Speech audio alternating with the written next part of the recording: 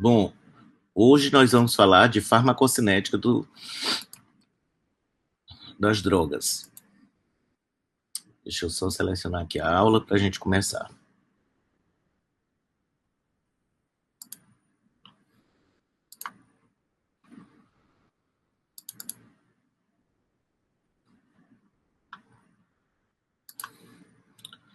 Bom, então falaremos da farmacocinética dos anestésicos venosos e inalatórios, tá?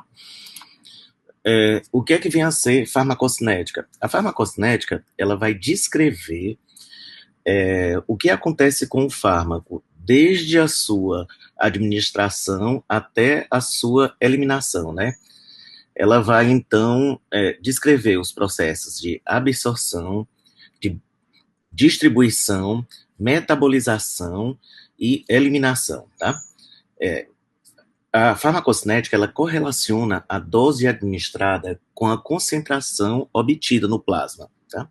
Significa o que é que o nosso corpo faz com o fármaco, tá? Como ele é absorvido, distribuído, metabolizado e eliminado. Então, ela engloba todos esses processos. Bom, vamos falar primeiro da absorção, né? A absorção é o processo, né, que descreve o caminho percorrido pelo fármaco desde a sua administração, que pode ser por várias vias, né, até a sua biodisponibilidade na corrente sanguínea central. Isso envolve a passagem através de membranas, tá? E, lógico, essa passagem de membrana, ela vai ocorrer sempre obedecendo a um gradiente de concentração. No caso, em se tratando de drogas venosas, em que a concentração plasmática pode ser mensurada. Ela vai passar sempre de onde tem mais para onde tem menos, né? Isso de forma passiva. Mas, em alguns casos, ela pode ser feita, ela passar, né, fazer o sentido inverso, através de transporte ativo, e o que acarreta em gasto de energia, tá? Essa absorção, no caso dos fármacos venosos, que eles podem ser, têm as suas concentrações plasmáticas mensuradas, vai buscar o equilíbrio das massas, tá? Agora, a gente vai falar também de inalatórios. Os inalatórios já não buscam o equilíbrio da massa, busca o equilíbrio das pressões parciais dos gases nos diferentes meios, tá bom? Então, assim, vai tentar equiparar as pressões parciais. Lá, as massas vão obter concentrações iguais em ambos os meios. Já as pressões parciais, não necessariamente elas são iguais em meios diferentes. Elas são iguais, mas não necessariamente têm a mesma quantidade do anestésico em cada meio, tá bom? Bom, essa absorção depende de alguns fatores relacionados ao fármaco e também de alguns fatores ligados ao sítio de administração. Vamos vê-los agora. Os relacionados ao fármacos, né? Um deles é a lipossolubilidade, né? Os fármacos lipossolúveis, eles atravessam a membrana, né, de forma mais fácil. A maioria das membranas tem uma bicamada lipídica, então quanto maior a lipossolubilidade, maior vai ser o transporte através dessa camada bilipídica, tá? Concentração, eu disse que obedece ao gradiente de concentração, buscando o equilíbrio das massas, de onde tem mais para onde tem menos, né? Então, a passagem geralmente ocorre a favor desse gradiente, tá? pKa. pKa é o pH, né? No qual um determinado fármaco se encontra 50% em sua forma ionizada e 50% em sua forma não ionizada. Por que que isso é importante? Tá entendendo? É porque quanto, né, menor o pKa, quanto menor o pKa, mais básico vai ser o fármaco, e ele vai ter um número maior de formas não ionizadas. E essas formas, elas se difundem mais facilmente através das membranas, tá?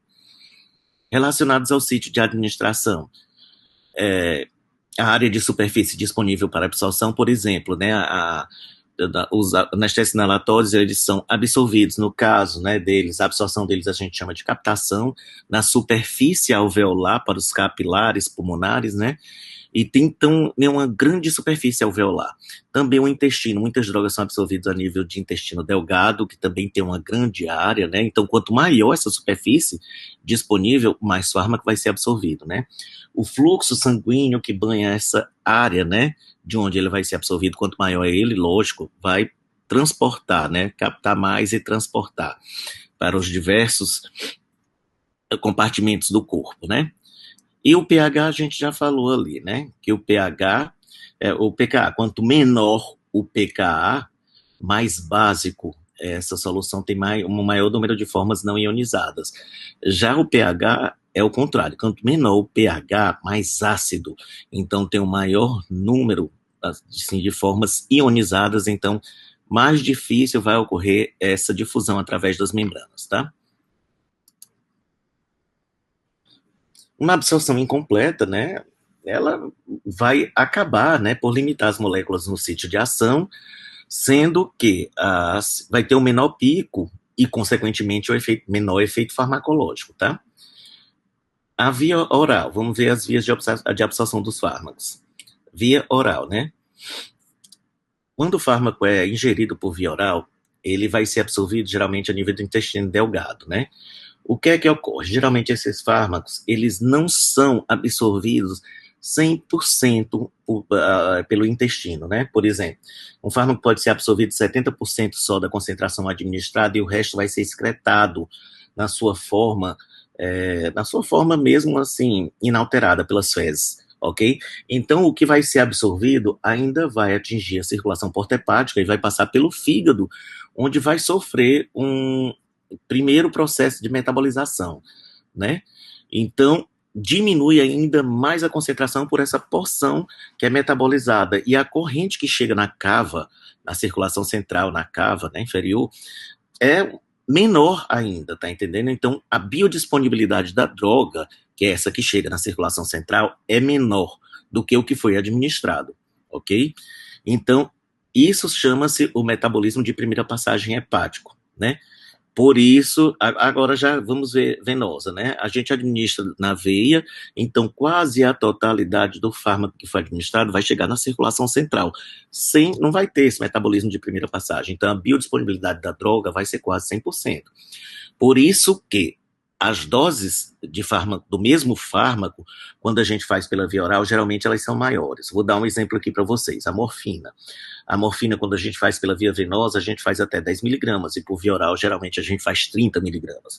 Justamente já pensando nessa absorção que não é total a nível de intestino e nesse metabolismo de primeira passagem hepática, tá? A via sublingual, ela dribla esse mecanismo de primeira passagem hepática que acontece na via oral. Então, a gente bota o medicamento lá debaixo da língua e ele vai se dissolver e vai atingir lá aquela circulação venosa ali, né? E vai ser transportado para a circulação central. Então, a biodisponibilidade é maior do que se ela for feita via oral, ok? A via transcutânea é uma via pouco utilizada, e esses medicamentos têm que ser extremamente lipofílicos, a difusão através da pele intacta não é boa, tá? IM e subcutâneo também são vias que a gente não utiliza muito, dependem muito do fluxo sanguíneo, tá? A gente, quando vai, assim, administrar injeção intramuscular, tem alguns grupos musculares de preferência. Não é porque, assim, geralmente faz aqui no vasto lateral, né? Não é porque, assim, tem uma maior quantidade de massa muscular, mas sim porque esse músculo, geralmente, ele é bem irrigado, tá bom? Então, dá preferência a eles. A via intratecal, IT, aí, é a via que a gente faz na subaracnoidea, a gente faz lá, só tem mesmo ali um nervo revestido pela pia mater. Então, são poucas as barreiras, a quantidade de anestésico que a gente vai precisar utilizar é menor. Já a via peridural, a gente não ultrapassa a aracnoide, tá? A gente faz um espaço peridural, tá? Lá entre a dura e a aracnoide.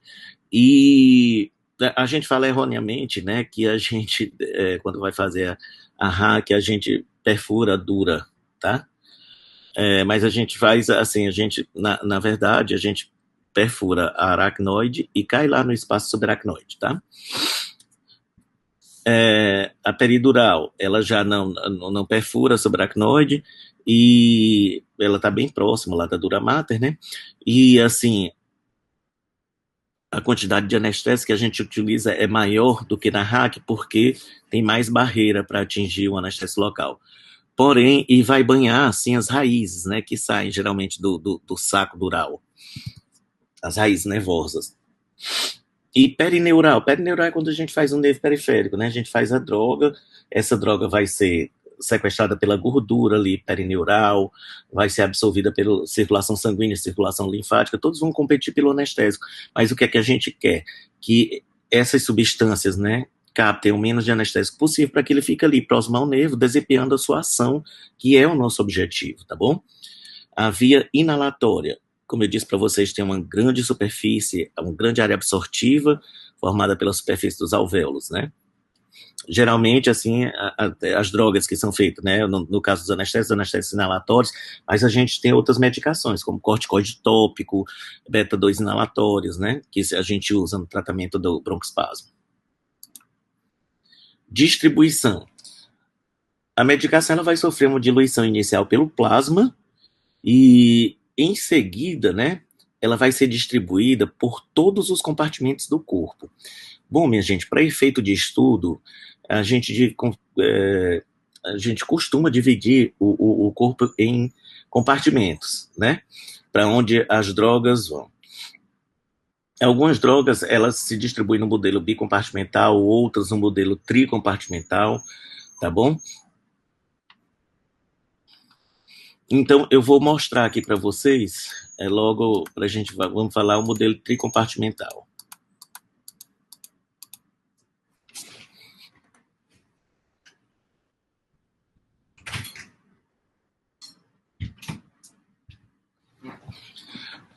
Bom, aqui representando o V1, tá entendendo? A circulação central, e nele estão contidos as vísceras, que são os órgãos que são ricamente vascularizados, tá bom? Então, assim, à medida que atinge a circulação central, esses órgãos ricamente vascularizados constituem uma pequena porcentagem da nossa massa corporal, em torno de 10%, mas recebem em torno de 75% do débito cardíaco. Então, assim, lógico, né? Eles vão receber uma grande porcentagem dessa droga inicialmente, tá? E nesse V1 está a nossa biofase, que é aqui, né, o encéfalo, a gente tirou para efeito didático, né, porque o que a gente quer é não só encéfalo, né, os anestésicos eles vão agir em todo o sistema nervoso central, não é só no encéfalo, tá? Mas aqui botou só o encéfalo para representar, que vai aqui e vai para todas as vísceras, e aqui, mas assim, o nosso objetivo é que ele vá para o encéfalo, para o sistema nervoso central, desempenhar a sua função. Cada compartimento desse, assim, e cada órgão, né, ele tem uma capacidade de saturação, ou seja, ele consegue armazenar uma determinada quantidade só desse anestésico.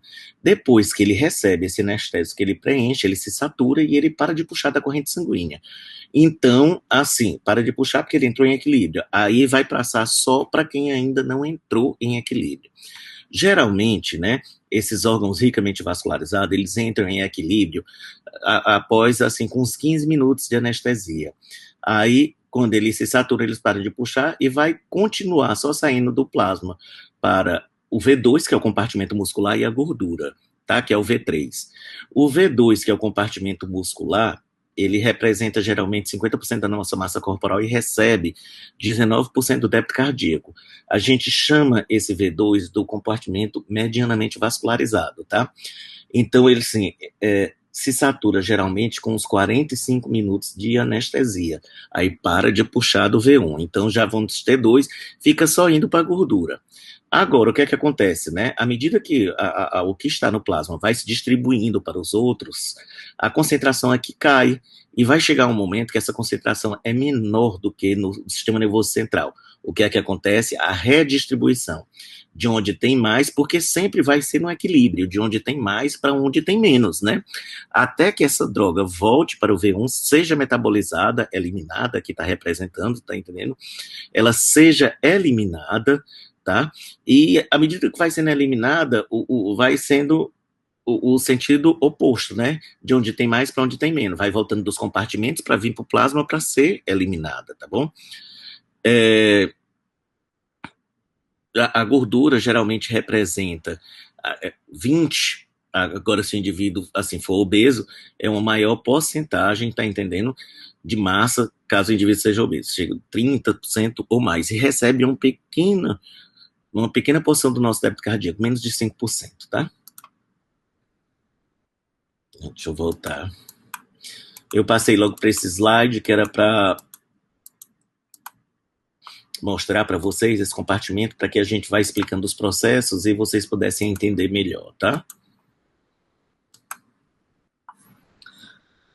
Bom, como eu disse para vocês, mostrei lá naquela figura, né? A distribuição pelos compartimentos é de acordo com o débito cardíaco. Órgãos que são mais perfundidos, né? Eles atingem o equilíbrio das massas mais rapidamente. Então, no caso, aqui está contida a nossa biofase, que é onde o anestésico vai agir, que a gente espera o outro efeito. Ele vai ser distribuído para os outros órgãos, no músculo não vai acontecer nada lá, e na gordura, a gordura vai funcionar como um depósito desses anestésicos, e quanto maior a lipossolubilidade deles, essa ligação vai ser feita com maior afinidade, tá entendendo? Então, o que é que vai acontecer? Na recuperação da anestesia, ele vai também, como ele está sendo pobremente vascularizado, vai passar muito tempo para a gordura, o que ficou armazenado da gordura, volte para o plasma e possa, assim, ser metabolizado e eliminado do organismo, tá bom? Fatores que influenciam na distribuição dos fármacos: a perfusão dos órgãos, lógico, quanto maior, a gente já disse, quanto mais perfundido aquele órgão, ele vai receber uma maior fração dos anestésicos, né? A lipossolubilidade, quanto maior a lipossolubilidade, eu disse para vocês que já como a maioria das membranas tem aquela camada bilipídica, né? Mais fácil vai ser, né, o transporte, assim, o deslocamento dessas substâncias através dela, e ligação proteica, né? As drogas, elas se ligam à proteína, e o que vai se difundir e agir é a fração livre. Então, porque essa ligação proteica quando se liga a droga, vai formar uma macromolécula, né? E o tamanho é importante para transpor essas membranas, né? Então, assim, geralmente a fração livre é o que vai fazer a sua ação.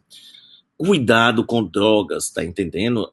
Mais tóxicas, em caso de pacientes que têm hipoproteinemia. Porque o que é que acontece? Essa fração livre aumenta e a droga torna-se mais tóxica ainda. Então, cuidado quando vai fazer drogas muito tóxicas em pacientes que têm hipoproteinemia, como pacientes com insuficiência renal, insuficiência cardíaca, insuficiência hepática, tá legal? Bom, a redistribuição que eu falei é o seguinte: é quando o fármaco que está no plasma já saturou o sistema nervoso central, já saturou os órgãos ricamente vascularizados, como o sistema nervoso central, e está passando para a gordura e para os músculos, né? Vai chegar um momento em que a concentração no plasma está menor do que lá no sistema nervoso, na biofase, e vai voltar da biofase, né, para a circulação central. E o que é que acontece, né? Esse efeito pode cessar, porque a quantidade do fármaco no tecido cerebral, assim, não vai ser suficiente para desempenhar o efeito. Ela não vai ser a concentração efetiva mínima, tá bom? Mínima eficaz. Algumas drogas que têm o seu efeito cessado, assim, temos exemplos do Propofol, dos benzodiazepínicos, de tiopental, né?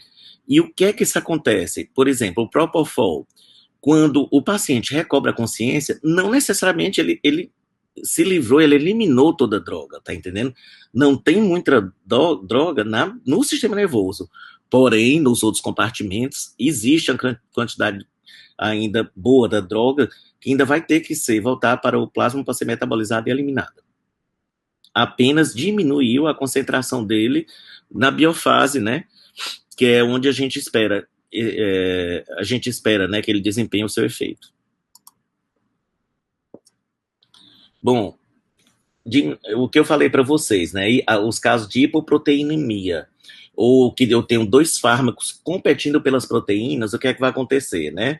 Aumenta a fração livre dos fármacos, né?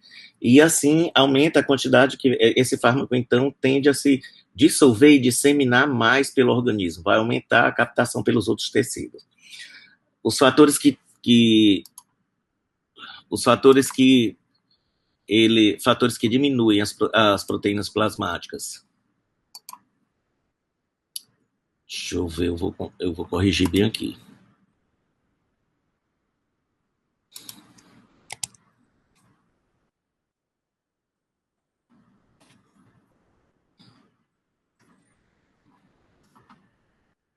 Bom, os fatores que diminuem, né, as proteínas plasmáticas.